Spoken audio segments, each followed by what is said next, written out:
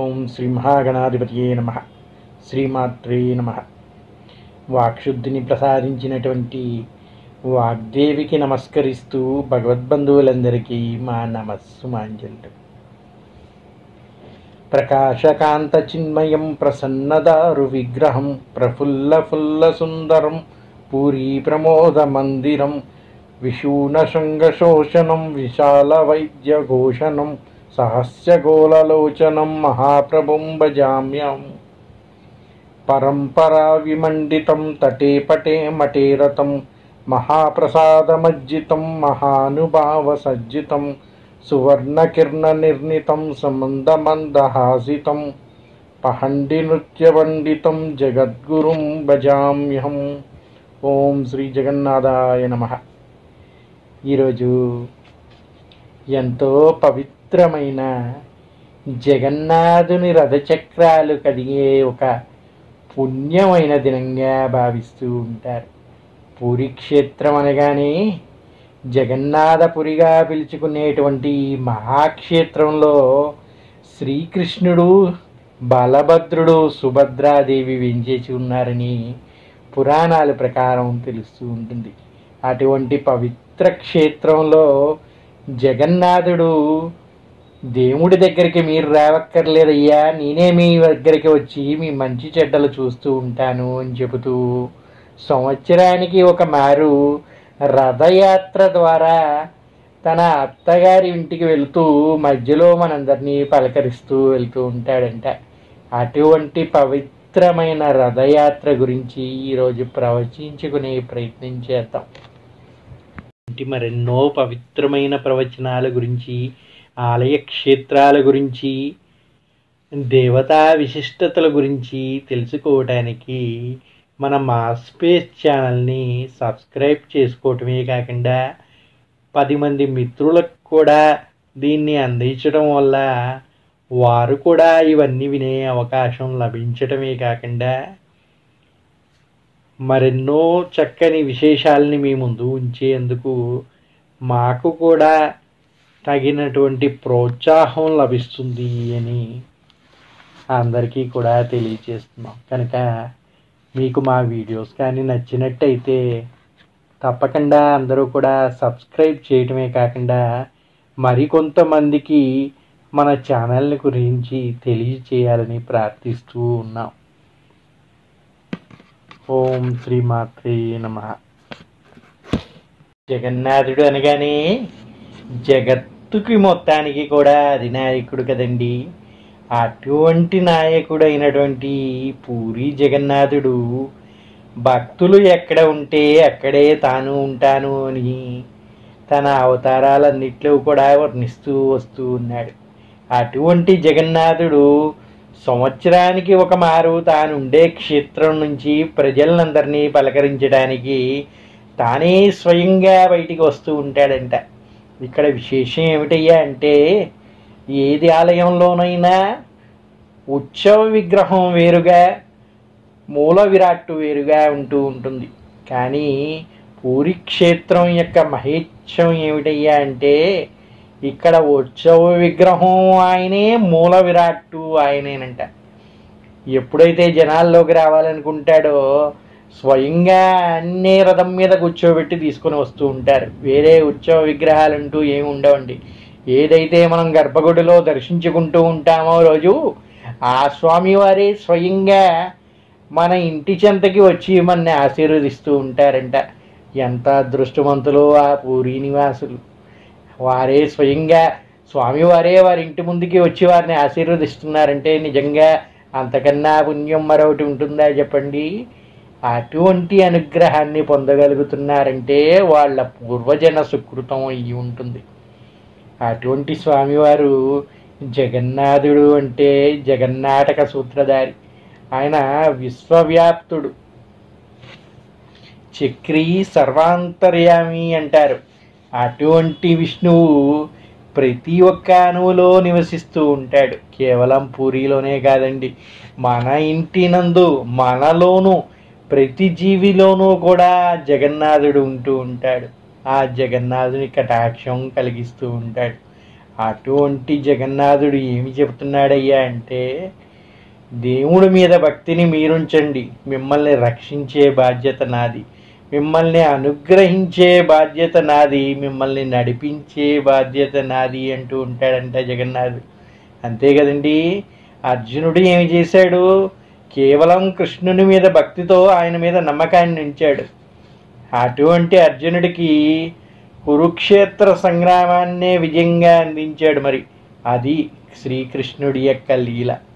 అటువంటి శ్రీకృష్ణుడు ఏం చెప్తున్నాడయ్యా అంటే, భక్తితో నన్ను నమ్మండి, మీ బాధ్యత మీరు నిర్వహించండి, మిగిలిందంతా నేను చూసుకుంటాను, సర్వం నేనే అని చెప్పాడు గీతలో.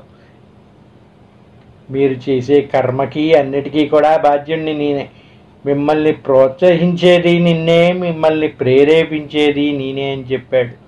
అటువంటి గీతా పురుషుడు ఆయన ఏం నిరూపించుకోవాలనుకుంటున్నాడయ్యా అంటే, దేవుని భక్తి మీ మనసులో ఉండాలయ్యా, ఒక క్షేత్రంలో ఒక ప్రదేశంలో నిక్షిప్తమై ఉండేది కాదు అని చెప్పడానికే స్వామి ఎప్పుడూ గర్భాలయంలో ఉండను, నేను సర్వజీవుల్లోనూ ఉంటాను, సర్వవ్యాప్తమై ఉంటాను, అందుకే దానికి సూచికగానే నేను మిమ్మల్ని పలకరించడానికి బయటికి వస్తున్నాను అని చెబుతూ ఈ రథయాత్ర ద్వారా ప్రతి సంవత్సరం కూడా బయటికి వస్తూ ఉంటాడంట. ఇంకో విచిత్రం ఏమిటయ్యా అంటే, ఏ దేవత పూజా విశేషాల్లో కానీ మనం స్వామివారికి సృష్టి చేస్తుంది అని ఎక్కడా చెప్పరండి. కానీ ఈ పూరి క్షేత్రంలో 15 రోజుల పాటు సంవత్సరానికి ఒక మారు స్వామివారికి జ్వరం వస్తుందంట. అదేమిటండి? ఆయన జగన్నాథుడు, అన్నిటినీ సృష్టించేది ఆయనే, అన్నిటినీ నాశనం చేసేది ఆయనే. అటువంటి ఆయన్ని స్పర్శించే ధైర్యం ఏ వ్యాధికి ఉంటుందయ్యా అంటే, అది వ్యాధి కాదండి, అది ఒక జగన్నాటకంగా చెబుతూ ఉంటారు. ఆ జగన్నాటక సూత్రధారి అయిన జగన్నాథుడు ప్రతి ఒక్కటి కూడా ఈ సృష్టిలో ఏ విధంగా అయితే మనకి జరుగుతుందో వాటన్నిటినీ కూడా తాను స్వయంగా అనుభవిస్తున్నట్టుగా చూపిస్తూ ఉంటాడు. అదే ఈ పూరి క్షేత్రం యొక్క విశిష్టత. ఏమిటయ్యా అంటే, మనం ఒక జన్మ నుంచి మరో జన్మలోకి ప్రవేశిస్తున్నప్పుడు మన దేహాన్ని ఏ విధంగా అయితే వదులుతామో, స్వామివారు కూడా ఇక్కడ తన కళేబరాన్ని వదిలేసి నవకళేబరంలోకి ప్రవేశిస్తూ ఉంటారు. అదేమిటయ్యా? కళేబరంలోంచి కళేబరంలోకి మారటం ఏమిటి? విగ్రహాలు కదా అనుకుంటారు. అక్కడే ఉందండి విచిత్రం. ఆ జగన్నాథుని లీలలు అర్థం చేసుకోవటం అంత సులువు కాదండి. పరమ పవిత్రమైన ఆ నవకళేబర ప్రవేశం అనేది నేటికి కూడా ఆ శిల్పులకి కూడా అందనటువంటి ఒక అద్భుతంగా చెబుతూ ఉంటారు. ఏమిటయ్యా అంటే, ఆయనకి విగ్రహాన్ని ఒక వేపదారు నుంచి తయారు చేస్తూ ఉంటారంట. పెద్ద వేప చెట్టుని ఒకదాన్ని నిర్ణయిస్తారంట. ఆ నిర్ణయాన్ని కూడా స్వయంగా స్వామి తెలుపుతారంట. అలా తెలిపినటువంటి విగ్రహాన్ని తీసుకొచ్చి చెక్కడానికి శిల్పులకు అప్పచెప్తారు. ఆ శిల్పులు కూడా కష్టపడి ఆ విగ్రహాన్ని చెక్కుతారు. ఎలాగైతే పూర్వ విగ్రహం ఉందో అదే విధంగా మళ్ళీ కొత్త విగ్రహాన్ని కూడా చెక్కుతారంట. చెక్కిన తర్వాత వాళ్ళ కళ్ళకి గంతలు కలుపుతారంట. వాళ్ళకి ఏమీ కనిపించకుండా, ఏమీ తెలియకుండా ఒక చీకటి గదిలో వదిలేస్తారు. అక్కడ ఏం జరుగుతుందో వాళ్ళకి కూడా తెలియదంట. కానీ ఆ పాత కళేబరం నుంచి నవ కళేబరానికి స్వామివారు ప్రవేశిస్తూ ఉంటారంట. అది ఒక విచిత్రంగా చెబుతూ ఉంటారు. అది ఏ విధంగా ప్రవేశిస్తారనేది ఎవరికీ తెలియదు. కానీ ఎప్పుడైతే ఆయన నవకళేబరంలోకి ప్రవేశించారో ఆ విగ్రహానికి ఒక నవకాంతి వస్తుందంట. స్వామివారి పాత విగ్రహాలు ఏవైతే ఉన్నాయో అవి కాంతి విహీనంగా మారి ఈ కొత్త విగ్రహాల్లోకి ఆ నవకాంతి ప్రవేశించడంతో నవయవ్వనంతో స్వామివారు మళ్ళీ తిరిగి మనందరినీ ఆశీర్వదించి అనుగ్రహించడానికి విచ్చేశారు అని చెప్పి ఉత్సవాలు జరుపుతూ ఉంటారు. ఇది ఒక విశేషమైనది. ఇక మరొక విశేషం ఏమిటయ్యా అంటే, స్వామివారికి చలికాలంలో చల్లని నీటితోటి స్నానం జరిపిస్తూ ఉంటారండి. అలా జరిపించి ఆ అభిషేకాల వల్ల స్వామివారికి సుస్థి చేస్తుంది అంటారు. ఆ సుస్థి చేయటం అంటే ఏమిటి అంటే 108 బిందెలతోటి స్వామివారికి కటాభిషేకం జరిపిస్తూ ఉంటారు. అలా జరిపించిన తర్వాత ఆ నీటితోటి మనకి ఎప్పుడైతే తలస్నానం చేస్తూ ఉంటామో రోజు ఏం జరుగుతుందండి? జలుబు చేస్తుంది కదూ. అదేవిధంగా స్వామివారికి కూడా ఆ చలి ఎక్కువైపోయి జ్వరం చేస్తుందంట. ఆ జ్వరం రావడంతో ఒళ్ళు వేడెక్కుతుంది అని చెప్పేసి అర్చక స్వాములు ఏం చేస్తారయ్యా అంటే, ఇక గుడిలోకి భక్తుల ప్రవేశాన్ని కొంతకాలం నిషేధిస్తాం, స్వామివారిని ఎవరూ ఇబ్బంది పెట్టకండి అయ్యా, గంటలు కొట్టకండి, ఆయన దర్శన వేళలను మార్చేస్తున్నాం అని చెప్పేసి ఆయనకి రోజు కూడా తగిన మందులు అందిస్తూ, మందులు అనగా చక్కగా పళ్ళ రసాలు, ఆరోగ్యకరమైన నైవేద్యాలు అందిస్తూ స్వామివారిని మళ్ళీ స్వాంతనపరుస్తారంట. అలా 15 రోజులు జరిపించిన తర్వాత స్వామి నవయవ్వనంతో ప్రకాశిస్తారంట. అలా ప్రకాశించినటువంటి స్వామివారు మళ్ళీ నా భక్తులందరినీ కలవాలి అనే ఒక సంకల్పంతో రథయాత్రకి నిమగ్నమవుతారు అని చెబుతూ ఉంటారు. అలా జరగడం వల్లే ఈ రథయాత్ర అనేది జరుగుతూ ఉంటుంది అని చెప్పేసి ఇక్కడ పండితులు వివరిస్తూ ఉంటారు. జగన్నాథుని రథయాత్ర అంటే అదొక గొప్ప పండగ అండి. ఎంత గొప్ప పండగయ్యా అంటే అది ప్రపంచానికే ఒక పండగగా చెబుతూ ఉంటారు. జగన్నాథుని రథయాత్ర మొదలైంది అంటేనే ప్రపంచవ్యాప్తంగా ఉన్న లక్షలాది సంఖ్యలోని భక్తులు తరలి వస్తూ ఉంటారంట. పూరి జగన్నాథుని తీర్థయాత్ర ఆషాఢ మాసంలో శుక్లపక్షంలో 2వ రోజున జరుపుకోవడం ప్రారంభిస్తారంట. ఈ జగన్నాథుని రథయాత్రలో పాల్గొనటం వల్ల అన్ని తీర్థయాత్రల యొక్క ఫలితాలు లభిస్తాయి అని ఒక నమ్మకంగా భక్తులు విశ్వసిస్తూ ఉంటారు. పూరి జగన్నాథుని ముక్తి క్షేత్రంగా భావిస్తూ ఉంటారు. ఈ స్వామివారిని దర్శించుకుంటే చాలు, సకల తీర్థాలని దర్శించుకున్నటువంటి పుణ్యఫలాన్ని నొసంగుతాడు అని చెప్తూ ఉంటారు. అటువంటి స్వామివారి రథయాత్రలో జీవితంలో ఒక మారు పాల్గొంటే చాలంట, ప్రపంచవ్యాప్తంగా ఉన్న తీర్థక్షేత్రాలన్నీ కూడా దర్శించుకుంటే ఏ విధమైన పుణ్యఫలం లభిస్తుందో అటువంటి ఫలాన్ని మనకు అందిస్తుందంట ఈ జగన్నాథుని రథయాత్రలో పాల్గొంటే అని ఇక్కడ విశేషంగా చెబుతూ ఉంటారు. పురాణాల ప్రకారం చూసుకుంటే 12వ శతాబ్ద కాలం నుంచి కూడా ఇక్కడ రథయాత్ర జరుగుతూ ఉన్నది అని చరిత్రకారులు చెబుతూ ఉన్నారు. హిందూ మత విశ్వాసాల ప్రకారం జగన్నాథుని శ్రీ విష్ణు అవతారంగా పరిగణిస్తూ ఉంటారు. ప్రతి ఏటా జరిగే ఈ రథయాత్రకి జగన్నాథపురి, పురుషోత్తమపురి, శంఖక్షేత్రం, శ్రీక్షేత్రం అని కూడా పిలుస్తూ ఉంటారు. ఒకప్పుడు ఈ క్షేత్రాన్ని పురుషోత్తమపురిగా పలుకుతూ ఉండేవారంట. అలా వ్యవహరిస్తూ కాలక్రమేణా అది నేడు పూరీ క్షేత్రంగా మారింది. ఈ పూరీ క్షేత్రానికి అసలు పేరు ఏమిటయ్యా అంటే జగన్నాథుని పూరి, పురుషోత్తముని పూరి అంట. ఎందుకయ్యా మాట అన్నారంటే ఇక్కడ నివసించేది స్వయంగా జగన్నాథుడు కదండి. ఆ జగన్నాథుడు ఎవడు? పురుషోత్తముడు కదా. అటువంటి స్వామి నివసిస్తున్న ప్రదేశం కాబట్టి ఈ క్షేత్రానికి ఆ నామకరణం చేయటం జరిగిందంట. కానీ కాలానుగుణంగా ఈ క్షేత్రం పేరులో మార్పులు, జనాలు వ్యవహరించే వ్యవహారిక భాషలో ఆ ముందు ఉన్న పేరు అందరికీ పలకడం రాక ఆఖరి పేరును పట్టుకొని పూరీ క్షేత్రంగా మార్చేశారు. దీన్ని పూరీ క్షేత్రమే కాదండి, శంఖక్షేత్రం, శ్రీక్షేత్రం అని కూడా పిలుస్తూ ఉంటారంట. ఎందుకంటే విష్ణువు ఎక్కడ నివసిస్తాడో లక్ష్మి అక్కడ నివసిస్తుంది అంటారు. లక్ష్మి అంటే ఎవరండి? సాక్షాత్తు శ్రీ మహాలక్ష్మి కదూ. ఆమెనే స్త్రీ అని పిలుస్తారు. అటువంటి శ్రీక్షేత్రంలో స్వామితో పాటు లక్ష్మి కూడా నివసిస్తుంది అని చెబుతూ ఉంటారు. ఈ పూరీ రథయాత్ర గురించి పద్మపురాణంలో ఒక కథ చెబుతూ ఉంటారండి. ఏమిటయ్యా అంటే పద్మపురాణం ప్రకారం జగన్నాథుని సోదరి అయిన సుభద్ర నగరాన్ని చుట్టూ తిరగాలని కోరికను వ్యక్తం చేసిందంట. అప్పుడు జగన్నాథుడు తన సోదరుడు బలభద్రుడు అనగా బలరాముడిని రథంపై ఎక్కించుకొని నగరానికి తీసుకుని వెళ్తాడంట. ఈ సంఘటన ఆషాఢ మాసంలో జరిగింది అని చెబుతూ ఉంటారు. అందుకు ప్రతీకగా అప్పటి నుంచి ఈ రథయాత్రని ప్రతి సంవత్సరం ఆనవాయితీగా నిర్వహిస్తున్నారు అని చెబుతూ ఉంటారు. హిందూ ఆచారాల ప్రకారం జ్యేష్ఠ మాసంలో పౌర్ణమి రోజున జగన్నాథునికి 108 బిందెలతో నీటితో జలాభిషేకం చేస్తారంట. ఇక్కడ మనం గమనించాల్సిన మరో ముఖ్యమైన విశేషం ఏంటంటే, జగన్నాథుని అభిషేకానికి ఉపయోగించే నీటిని బావిలో సంవత్సరానికి ఒకసారి మాత్రమే తెరుస్తూ ఉంటారంట.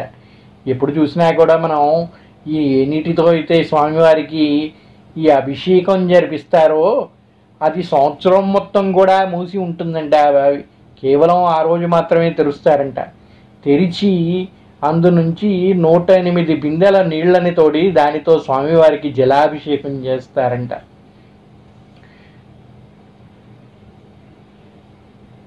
అందుకే ఈ యాత్రని సన్నయాత్ర అంటారంట. ఈ రథయాత్రలో జగన్నాథుడు, బలభద్రుడు, సుభద్ర దర్శనం తర్వాత గండీచా ఆలయానికి చేరుకుంటారంట. ఇది తన అత్త నివాసం అని స్థానికులు చెబుతూ ఉంటారు. ఇక్కడికి చేరుకున్న తర్వాత భగవంతుడు తన తల్లి తయారు చేసిన రుచికరమైన వంటకాలని స్వీకరిస్తాడని, ఆ తర్వాత 7 రోజుల పాటు ఈ ఆలయంలో విశ్రాంతి తీసుకుంటూ ఉంటారని చెప్పేసి పురాణ ప్రకారం చెబుతూ ఉన్నారు. మనం కానీ చూసుకుంటే ఈ జగన్నాథుని రథయాత్రని స్వామివారు ఏ విధంగా చూస్తూ ఉంటారయ్యా అంటే, శ్రీకృష్ణుడు తన జన్మస్థలమైన మధురను సందర్శించాలని కోరుకుంటూ ఉంటారంట. దానికి నిదర్శనంగా భక్తులు ఆయన కోరిక తీర్చడానికి ప్రతి సంవత్సరం కూడా ఒక మారు ఈ రథయాత్ర ద్వారా ఆయన యొక్క స్వస్థలానికి చేరుకున్నట్టుగా భావించే ఒక ఉత్సవాన్ని నిర్వహిస్తారు అని చెప్పేసి ఒక పురాణం ప్రకారం చెబుతూ ఉంటారు. ఆ విధంగా స్వామివారు తన తల్లి చెంతకి చేరేది ఆ యశోదామ్మ తల్లి స్వామివారికి చేసి పెట్టినటువంటి తిండి వంటలన్నింటినీ కూడా స్వీకరించి తృప్తి చెందారు అనే విధంగా భావించేటట్టుగా ఈ రథయాత్రని జరిపిస్తూ ఉంటారు అని కూడా మరో కథ ప్రకారం చెబుతూ ఉంటారు. జగన్నాథుడి ఆలయం నుండి శ్రీకృష్ణుడు, బలభద్రుడు మరియు సుభద్ర విగ్రహాలని గండీచా ఆలయానికి తీసుకువెళ్తారంట. ఆ తీర్థయాత్రల తర్వాత విగ్రహాలని రథాల్లో ఉంచుతారు. పూజారులు స్నాన పౌర్ణమిని నిర్వహిస్తారు. ఇది 3 విగ్రహాలని నీటిలో 108 కలశాలతోటి స్నానం చేయించే ఆచారం ఉందంట. స్నానం చేసిన విగ్రహాలని ఊరేగింపు ఒక రోజు వరకు ఒంటరిగా ఉంచుతారంట. స్వామివారికి స్నానం చేపించేసి వెంటనే ఆయన్ని తీసుకొని బయటికి రారంట. ఎందుకంటే అప్పటికే ఒక మారు ఆయనకి జ్వరం వచ్చింది కదండి, మళ్ళీ అటువంటి ప్రమాదం రాకుండా ఉండటానికి ధూపాలు అవన్నీ వేసేసి ఒంటరిగా ఉంచి స్వామి విశ్రాంతి తీసుకున్న తర్వాత ఈ రథయాత్ర అనేది నిర్వహిస్తూ ఉంటారు అని చెప్పి ఇక్కడ అర్చక స్వాములు వారు తెలియజేస్తూ ఉంటారు. ఈ కార్యక్రమం జరిగిన తర్వాత ఊరేగింపు రోజు వరకు ఒంటరిగా ఉంచిన స్వామివారిని ఒడిశా రాజు అయిన అటువంటి రాజు వారసులు ఎవరైతే ఉన్నారో వారు వచ్చేసి ఈ రథానికి ముందుగా చీపురుతోటి ఊడ్చి శుభ్రపరిచి అక్కడ ముగ్గు వేసిన తర్వాత స్వామివారి రథాన్ని లాగుతారు అని చెబుతూ ఉంటారు. చెరపహర అని చెప్పేసి ఈ కార్యక్రమానికి పేరుగా చెబుతూ ఉంటారు. అది జరిగిన తర్వాత ఆ రాజు దేవతల్ని మోసుకెళ్ళి రథాలపై ఉంచుతారంట. రథయాత్రలో మరొక విశేషం ఉందండి. స్వామివారి రథయాత్ర జగన్నాథుని సేవలంటేనే ప్రతి ఒక్కటి కూడా విశేషంగా జరుపుతూ ఉంటారు. అటువంటి రథయాత్రకి విశేషం ఉండదా చెప్పండి? ఇక్కడ విశేషం ఏమిటయ్యా అంటే, ఏ రథం అయితే స్వామివారు ప్రతి ఏటా ఉత్సవంగా జరుపుకుంటారో ఆ రథాన్ని ప్రతి సంవత్సరం కూడా కొత్తగా నిర్మిస్తూ ఉంటారంట. అది ఏ విధంగా అంటే, స్వామివారి విగ్రహాలని ఎలాగైతే వేపబేర నుంచి తయారు చేస్తారో అదేవిధంగా స్వామివారు తిరిగేటువంటి ఈ రథాన్ని కూడా ఆ వేప చెట్టుతోటే తయారు చేస్తూ ఉంటారంట. దాన్నే బీరంగా చెబుతూ ఉంటారంట. కొత్త కలప, కొత్త వెదురు బొంగుల్ని మాత్రమే వాడతారంట. ఆ వేప చెట్టు నుంచి తీసినటువంటి కొత్త కలపని, కొత్త వెదురు బొంగుల్ని మాత్రమే వాడతారంట. దీంట్లో వేరేటువంటి పదార్థాలు ఏవి కూడా ఉపయోగించారంట. ఈ ప్రత్యేకమైన చెక్కను దారు అంటారంట. ఈ రథాన్ని నిర్మించేందుకు ఉత్తమమైన కలపని మాత్రమే ఎంపిక చేసిన తర్వాత ఆ చెక్కతోటి రథాన్ని నిర్మిస్తూ ఉంటారు అని చెబుతూ ఉంటారు. దాన్ని నిర్మించటం కూడా దానికి ప్రతి ఒక్కదానికి ఒక లెక్క ప్రకారం పురాణాల్లో చెప్పి ఉన్నారంట. నేటికి కూడా అదే విధంగా చేస్తూ ఉంటారు. పూరీ రాజు అయినటువంటి వాళ్ళ వంశస్థులు వైశాఖ బహుళ విధియనాడు రథ నిర్మాణానికి కావాల్సిన ఏర్పాట్లు చేయమని ఆదేశిస్తారంట. ఆయన ఆదేశం మేరకు ఆలయ ప్రధాన పూజారి అందుకు అవసరమైన వృక్షాలని 1172 ముక్కల్నిగా ఖండించి పూరికి తరలిస్తారంట. ఆ వృక్ష భాగాల్ని నిర్మాణానికి అనుగుణంగా 2188 ముక్కలుగా చేస్తారంట. వాటిల్లో 832 ముక్కల్ని జగన్నాథుని రథం తయారీకి, 763 కాండాలని బలరాముడు రథ నిర్మాణానికి, 593 భాగాల్ని సుభద్రాదేవి రథానికి వినియోగిస్తారంట. ఈ విధంగా ప్రతి ఒక్కటి కూడా లెక్క ప్రకారం చేస్తూ ఉంటారంట. ఇక రథ నిర్మాణం ఏ విధంగా చేస్తారయ్య అంటే 9 మంది ముఖ్యమైన శిల్పులు, వారి సహాయకులు మరో 125 మంది కలిసి అక్షయ తృతీయ నాడు రథ నిర్మాణాన్ని మొదలు పెడతారంట. ప్రతి ఏటా కూడా ఈ విధంగా పద్ధతి ప్రకారం చేస్తూ ఉంటారంట. ఆషాఢ శుద్ధ పాడ్యమి నాటికి రథ నిర్మాణాలన్నీ పూర్తయి యాత్రకి సిద్ధమవుతాయంట. ఇక జగన్నాథుని రథని నందిఘోషని, బలభద్రుని రథాన్ని తాళధ్వజమని, సుభద్రాదేవి రథాన్ని పద్మధ్వజమని నామకరణంతో పిలుస్తూ ఉంటారంట. ప్రతి రథానికి కూడా 250 అడుగుల పొడవు, 8 అంగుళాల మందం ఉండే తాళ్లను కడతారు. ఆలయ తూర్పు భాగంలో ఉండే సింహద్వారానికి ఎదురుగా ఉత్తరముఖంగా ఈ 3 రథాలని నిలబెడతారంట. రథయాత్ర మొదటి రోజున మేళతాళాలతో గర్భగుడిలోకి వెళ్ళి పూజారులు ఉదయకాల పూజాధికారులు నిర్వహిస్తారంట. శుభముహూర్తం ఆసన్నవగానే జగన్నాథ అని పెద్దగా అరుస్తూ రత్నపీఠం మీద నుంచి విగ్రహాల్ని కదిలిస్తారంట. ఆలయ ప్రాంగణంలోని ఆనంద బజార్ అరుణ స్తంభం మీదుగా వాటిని ఊరేగిస్తూ బయటికి తీసుకుని వస్తారంట. భక్తుల జయ జయధ్వానాల మధ్య ఊరేగింపులో ముందుగా దాదాపు 5.5 అడుగులు ఎత్తుండే బలరాముడు విగ్రహాన్ని బయటికి తీసుకుని వస్తారంట. బలరాముని విగ్రహాన్ని ఆయన రథంపై తాళధ్వజంపై ప్రతిష్ఠింపజేస్తారు. అనంతరం ఆ స్వామి విగ్రహానికి అలంకరించి తలపాగా ఇతర అలంకారాలను తీసి భక్తులకు పంచిపెడతారంట. అవి అందుకోవడానికి కోసం భక్తులు పోటీ పెడతారు. అనంతరం అదే పద్ధతిలో సుభద్రాదేవి విగ్రహాన్ని కూడా బయటికి తీసుకొచ్చి పద్మధ్వజం అనే రథం మీద ప్రతిష్ఠిస్తారంట. ఎప్పుడైతే అన్న చెల్లెలు ఇద్దరూ బయటికి వచ్చారో ఆ తర్వాత జగన్నాథుని కమనీయమైన దర్శనం కల్పిస్తారంట. చివరిగా భక్తులందరూ ఎప్పుడెప్పుడా అని ఎదురు చూస్తున్నటువంటి దాదాపు 5 అడుగుల 7 అంగుళాల ఎత్తుండే జగన్నాథుని విగ్రహానికి భక్తుల జయధ్వానాల మధ్య ఆలయ ప్రాంగణంలోంచి బయటకు తీసుకొచ్చి నందిఘోష అనే రథం మీద ప్రతిష్ఠింపజేస్తారంట. ఇలా 3 విగ్రహాలని రథంపై కూర్చోబెట్టి వేడుకొని పాండి అని పిలుస్తారంట. సర్వం జగన్నాథం అంటారు కదండి. ఇంద్రోద్యముడు మహారాజు కన్నా ముందే ఆ జగన్నాథుణ్ణి నీలమాధవుడు రూపంలో అర్చించిన విశ్వపుని వారసులు ఆలయ సాంప్రదాయాల ప్రకారం ఊరేగింపు నిమిత్తం మూల విరాట్టుల్ని అంతరాలయం నుంచి బయటకు తీసుకొచ్చి రథాల మీద ప్రతిష్ఠింపజేసే అర్హత వీరికి మాత్రమే ఉంటుందంట. ఈనాటికి కూడా అదే సాంప్రదాయం కొనసాగుతుంది. విగ్రహాల్ని తరలించే సమయంలో కులమత భేదాలు లేకుండా అందరూ జగన్నాథుని విగ్రహాన్ని తాకే అనుగ్రహాన్ని కల్పిస్తూ ఉంటారు. జగన్నాథుడు సర్వవ్యాప్తుడండి. ఆయనకి కులాలు మతాలు అనేది ఏమీ లేదు.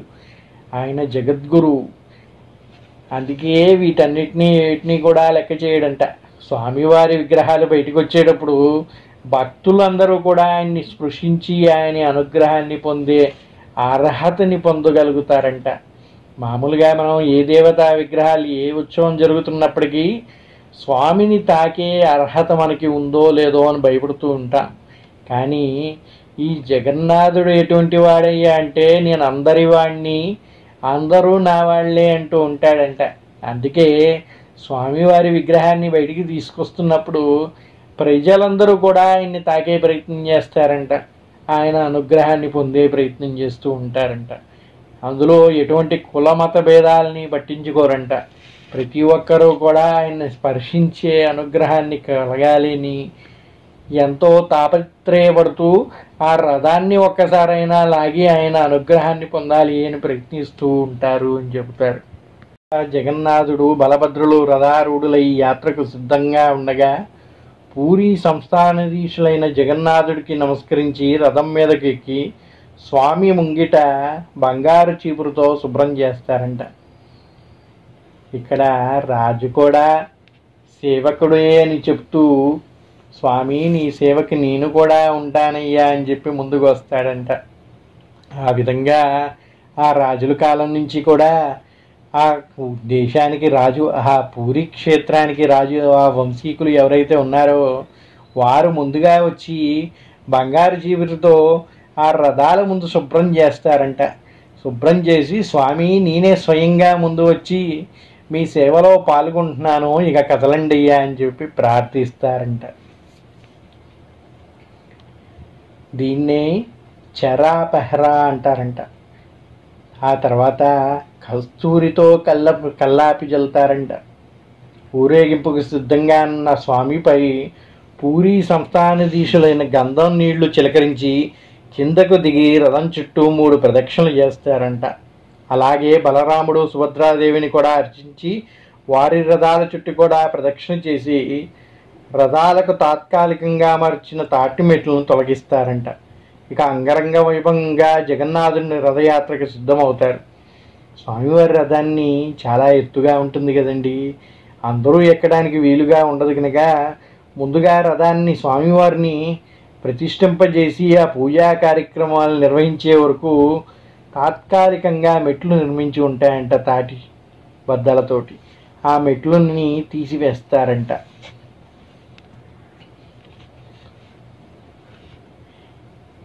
రథయాత్రకంతా సిద్ధమైందని చెప్పిన తర్వాత ఆ రథం మీదే ఉండే ప్రథమ పూజారి ఆదేశాల మేరకు కస్తూరితో కల్లాపి జల్లి హారతిచ్చి జై జగన్నాథ అని బిగ్గరగా అరుస్తూ తాళ్ళని పట్టుకొని రథాన్ని లాగటం మొదలు పెడతారంట. ఆ విధంగా ఆ జగన్నాథుని రథయాత్ర ప్రారంభం అవుతుంది అని చెబుతూ ఉంటారు. పూరీ జగన్నాథుని రథం ఏ విధంగా ఉంటుందయ్యా అంటే రథయాత్ర ప్రారంభం అయితే ఇక ఆగేది ఉండదంట అండి.